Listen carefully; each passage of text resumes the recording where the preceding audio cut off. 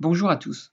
Dans cette vidéo, nous allons voir comment créer des classes, sous-classes et des objets une fois un univers créé et paramétré grâce à l'outil de conception d'univers de SAP Business Objects. Ces éléments permettent d'utiliser les tables d'une base de données, leurs liens et leurs différents champs plus facilement dans les requêtes lors de la conception des rapports. Une fois sur l'outil de conception d'univers de SAP BO, le premier élément à créer est une classe. Elle permet de regrouper par thème les objets afin qu'ils soient plus faciles à retrouver lors du traitement des données. Pour les réaliser, l'icône Insérer une classe leur est réservée. Quand on clique, une fenêtre s'ouvre dans laquelle il faut saisir le nom que l'on souhaite donner à notre classe. Donc, par exemple, nous allons l'appeler Vente. Et elle peut être agrémentée d'une description, éventuellement pour informer les utilisateurs de son contenu. Mais rien d'obligatoire. Une fois terminé, on clique sur OK et on voit qu'elle apparaît sur le ruban à gauche. Pour les suivantes, un clic droit sur la classe déjà existante suffit et puis on cliquera sur classe. À présent, une sous-classe est quant à elle une sous-division d'une classe. Elle est utile lorsque les données d'une même classe sont de nature différente ou alors nombreuses et doivent être segmentées pour plus de clarté et éviter toute confusion. Pour la créer, même principe que la classe, on fait un clic droit sur la classe existante et on sélectionne sous-classe. Donc ensuite, on la nomme. Donc par exemple, on va choisir de se spécialiser dans les ventes par internet. Et là, de la même façon, on peut rajouter une description. Ensuite, il faut créer des objets. Ils correspondent aux différentes informations de la base de données que les utilisateurs vont pouvoir manipuler. Pour configurer les objets à affecter à notre classe vente et notre sous-classe internet, soit cliquer sur l'icône Insérer un objet ici, soit faire un clic droit sur la classe existante et sélectionner le champ objet. Dans un univers, 3 types d'objets sont utilisés, comme mentionné dans l'onglet Propriétés, donc soit une dimension, soit un indicateur, soit une information.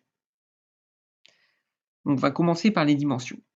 Elles retournent une information qui sera exploitée telle qu'elle, ou alors pour synchroniser d'autres éléments. Dans l'onglet Définition, il faut écrire le nom de l'objet. Donc on va prendre par exemple le champ année. Et on choisit son type, donc qui peut être soit alphanumérique, soit date, soit numérique, soit un texte long. Donc en l'occurrence pour les années, ce sera du numérique, car pour le logiciel, une date c'est un format par exemple 17/06/2019, alors que 2019 tout court, il apparente ça à un nombre. Donc ensuite dans le champ, donc on peut toujours ajouter une description, et dans le champ select, il faudra inscrire le nom du champ qui sera utilisé et qui est situé dans les tables. Et là, cette fois-ci, si on clique sur les flèches de droite, il y a un assistant qui s'ouvre pour nous aider à retrouver dans toutes les tables et colonnes, par exemple, les informations que l'on souhaite, ainsi qu'également les classes et objets qu'on a déjà créés, s'il y a des éléments qu'on souhaiterait utiliser. Il y a des opérateurs qui permettent de réaliser des opérations mathématiques. Et puis les fonctions qui sont utilisées pour les formules et notamment pour les indicateurs.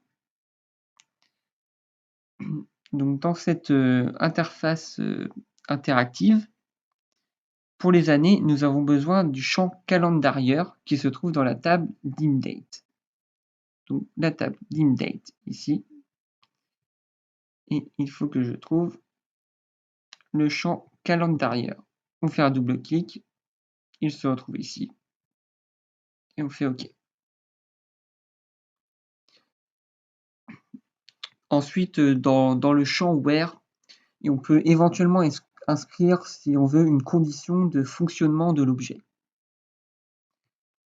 Pour éviter les erreurs, mieux vaut cliquer sur le bouton Analyser pour voir si le type correspond. Ici, l'analyse est réussie, donc tout est bon. On peut ensuite cliquer sur OK. Et on voit que notre objet année a bien été créé avec le parallélogramme bleu ici. Et en dessous de la sous-classe Internet, qui est elle-même en dessous de la classe vente. Donc ensuite, on va vouloir créer un indicateur. Donc les indicateurs, ils retournent une information qui va être analysée. Ils sont très souvent numériques et résultent d'un calcul de type cumul, comptage, un maximum, un minimum ou une moyenne. Nous allons créer un second objet. Clic droit objet à nouveau. En propriété, on va choisir indicateur. Et donc cette fois-ci, il faut définir la fonction de l'indicateur.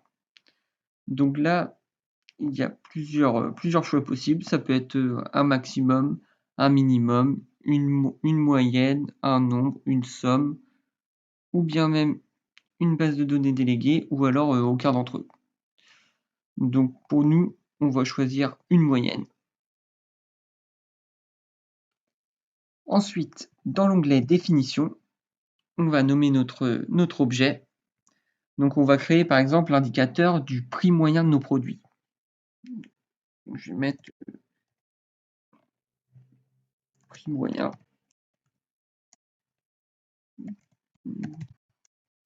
produit. Ensuite, il nous faut aller chercher le champ qui correspond à ce prix moyen. On va encore céder de l'interface interactive. Et cette fois-ci, le champ est situé dans la table dim product, qui est un petit peu plus bas. Dim product. Et donc nous avons besoin du champ list price, qui résume tous les prix des produits. Donc il est ici. Hop. On fait OK.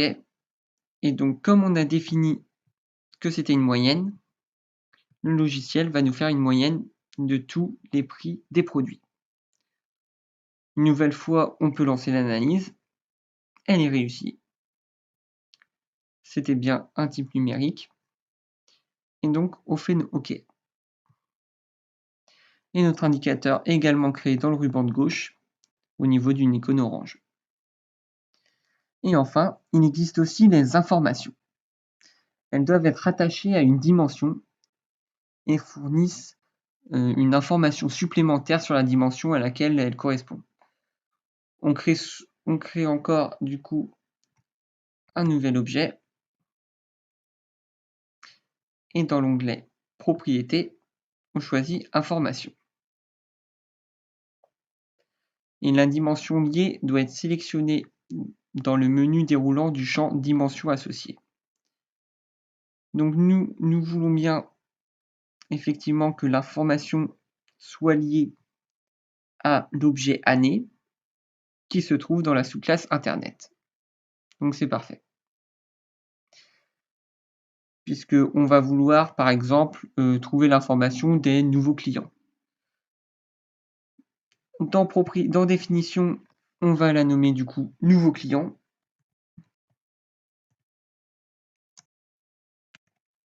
Nouveau client.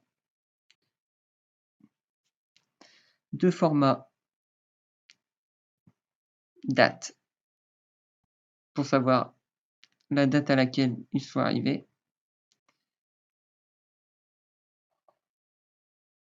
Et ensuite, dans le champ Select, il faut à nouveau choisir quel champ correspond. Donc cette fois-ci, c'est dans la table Dim Customer. Et donc, on veut la première date d'achat. Et donc, c'est Date First Purchase.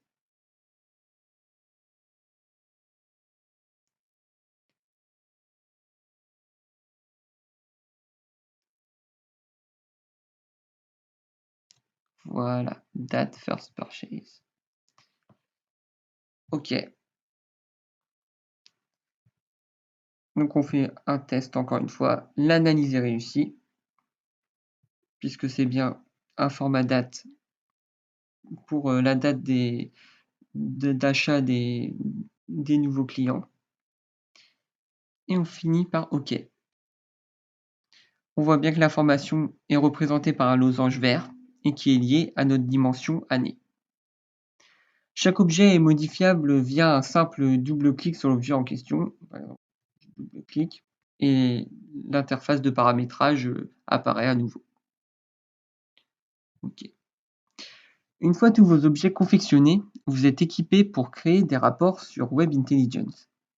Je vous invite à faire un tour sur la vidéo de mes acolytes qui vous expliqueront comment créer des rapports sous Webi.